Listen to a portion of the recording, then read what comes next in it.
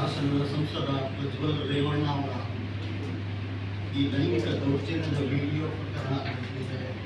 ಇದನ್ನು ಬರೀ ರೇವಣ್ಣ ಅಥವಾ ರೇವಣ್ಣನ ಮಗ ರೇವಣ್ಣ ಅಷ್ಟೇ ಸೀಮಿತ ಅಲ್ಲ. ಯಾಕೆ ಅಂತ ಹೇಳಿದ್ರೆ ಇದರಿಂದ ಬಹಳ ದೊಡ್ಡ ಒಂದು ರಾಜಕೀಯ ಹಣ ಮತ್ತು ರಾಜಕೀಯ ಅಧಿಕಾರದ ಬಹಳ ದೊಡ್ಡ ನಿರ್ಲಜ್ಜವಾದ ರೀತಿಯಲ್ಲಿ ದುರ್ಬಳಕೆ ಮಾಡ್ಕೊಂಡಿರ್ತಕ್ಕಂಥದ್ದು. ಇದಕ್ಕೆ ಇಡೀ ದೇವೇಗೌಡರ ಕುಟುಂಬ ಇದೆಯಲ್ಲ, ಕುಟುಂಬ ಕ್ಷಮೆ ಕೇಳು. ಹೊಳೆನರಸೀಪುರ, ಹಾಸನ ಜಿಲ್ಲೆ ಮತ್ತು ಕರ್ನಾಟಕ ರಾಜ್ಯದ ಜನರ ಕ್ಷಮೆ ಕೇಳಬೇಕು.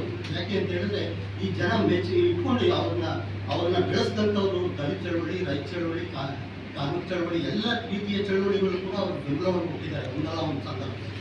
ಆದರೆ ಈ ಸಂದರ್ಭದಲ್ಲಿ ಅವ್ರು ನಡ್ಕೊಂಡಿರೋ ರೀತಿ ಇದೆಯಲ್ಲ, ಒಬ್ಬೊಬ್ರಿಗೂ ಒಂದೊಂದು ರೀತಿ ಮಾತಾಡೋದು, ಮನಸ್ಸಿಗೆ ಬಂದಾಗ ಮಾತನಾಡ್ಕೊಂಡು ಅದನ್ನು ತಳ್ಳಿ ಹಾಕೋದು.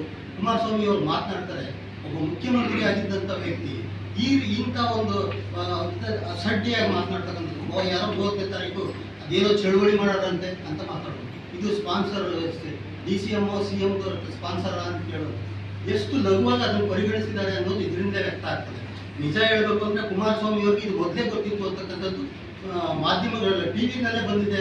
ಅದನ್ನು ರೆಕಾರ್ಡ್ಸ್ ಇಟ್ಕೊಂಡಿದ್ದಾರೆ, BTV ಅವರು ಅದನ್ನು ಇಟ್ಕೊಂಡಿದ್ದಾರೆ. ಆದರೆ ಅವರು ಸ್ಪಷ್ಟವಾಗಿ ಏನೂ ಮಾತನಾಡ್ತೇನೆ ಇದನ್ನು ತಾರಿಸೋ ಕೆಲಸ ಮಾಡ್ತಿದ್ದಾರೆ.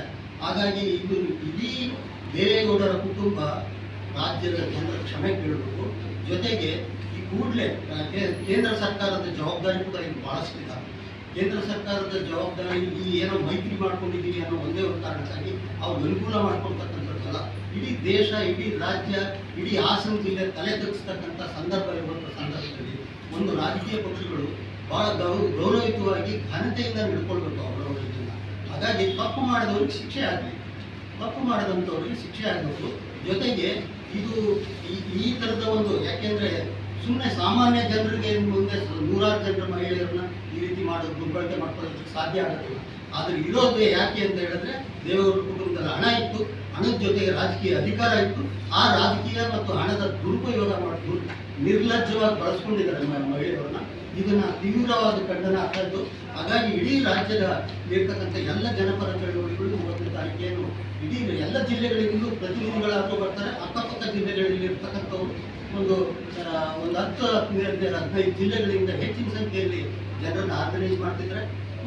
ಭಾಳಷ್ಟು ಜನ ಅಲ್ಲಿ ಸೇರಿ ಇವತ್ತು ಪ್ರೊಟೆಸ್ಟ್ ಮಾಡಿ ಈ ರಾಜ್ಯ, ಕೇಂದ್ರ ಮತ್ತು ರಾಜ್ಯ ಸರ್ಕಾರಕ್ಕೆ ಎರಡಕ್ಕೂ ಕೂಡ ನಾವು ನಮ್ಮ ಪ್ರತಿಭಟನೆಯನ್ನು ದಾಖಲು ಮಾಡಿ ನಾವು ನ್ಯಾಯ ಕೊಡಿಸಬೇಕು. ಅಲ್ಲಿ ಭಾಳ ಮುಖ್ಯವಾಗಿ ಅಲ್ಲಿರ್ತಕ್ಕಂಥ ಹೊಳೆನರಸೀಪುರ ಮತ್ತು ಹಾಸನ ಜಿಲ್ಲೆಯ ಮಹಿಳೆಯರಿಗಾರರು ದೌರ್ಜನ್ಯಕ್ಕೊಳಗಾದಂಥವ್ರು ಅವರಿಗೆ ಒಂದು ನೈತಿಕವಾಗಿರ್ತಕ್ಕಂಥ ಒಂದು ಧೈರ್ಯ, ಸ್ಥೈರ್ಯ ತುಂಬೋದಕ್ಕೋಸ್ಕರ ನಾವು ಹೋಗ್ತಾರೆ. ಬರೀ ಪ್ರತಿಭಟನೆ ಅಲ್ಲ, ಆ ಒಂದು ಹೆಣ್ಣು ಮಹಿಳೆಯರ ತಾಯಂದಿರ ಒಂದು ನೋವು ಸಂಕಟ ಇದೆಯಲ್ಲ, ಇವತ್ತು ತಲೆ ತಿರುಗಲಿಕ್ಕಾಗದೇ ಇರ್ತಕ್ಕಂಥ, ಊರು ಬಿಟ್ಟು ಹೋಗ್ತಕ್ಕಂಥ ಒಂದು ಪರಿಸ್ಥಿತಿ ನಿರ್ಮಾಣ ಇದೆಯಲ್ಲ, ಅನೇಕ ಕುಟುಂಬಗಳು ಬೀದಿಪಾಲಾಗ್ತಾ ಇದ್ದಾವಲ್ಲ, ಅನೇಕ ಕುಟುಂಬಗಳು ಒಂದು ರೀತಿಯ ಅತ್ಯಂತ